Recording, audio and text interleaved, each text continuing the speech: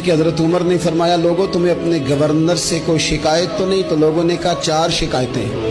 ایک تو ہمارے گورنر صاحب جب شروع میں آئے تھے تو فجر کی نماز کے بعد ہی آ کے لوگوں کے بیچ بیٹھ جاتے تھے۔ اب اشراق چاشت کے وقت آتے ہیں، سورج پورا طلوع ہو جاتا ہے تو حضرت سعید بن عامر رضی اللہ عنہ آتے ہیں۔ اور دوسری شکایت یہ ہے کہ صرف دن میں ملتے ہیں، رات کو ملتے ہی نہیں۔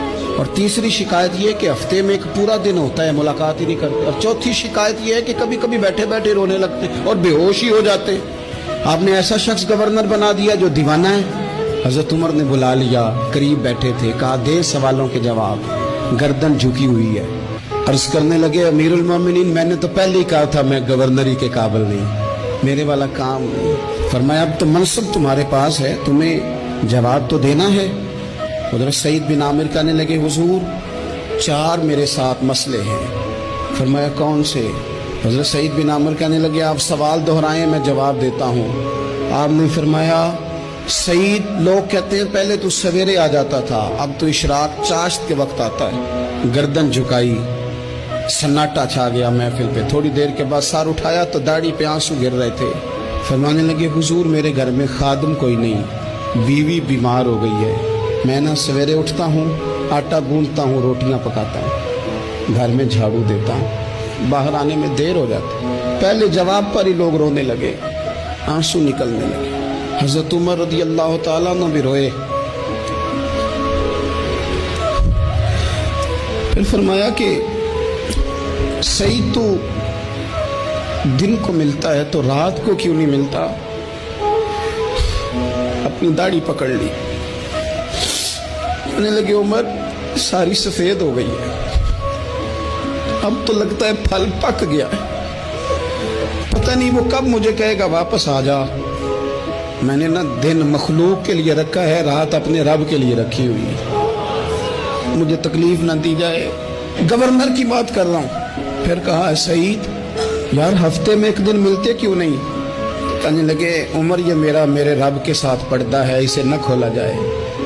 میرا پردہ ہے نا، میں نے اپنے رب کے ساتھ اپنے پردے رکھے ہوئے ہیں۔ فرمایا نہیں آپ بتائیں۔ تو حضرت سعید بن عامر کہنے لگے غریب ہوں، ایک ہی جوڑا میرے پاس ہے، میں غریب، میرے جیسے لوگ ان کے پاس درجنوں جوڑے ہیں، اور اس کے باوجود ان کی زبانوں پر شکر اس طرح نہیں آتا جیسے آنا چاہیے۔ میں نے کہا نا کہ میری اجرت میری محنت سے زیادہ کیوں ہے؟ میرے محسن تیرے احسان سے ڈر لگتا ہے۔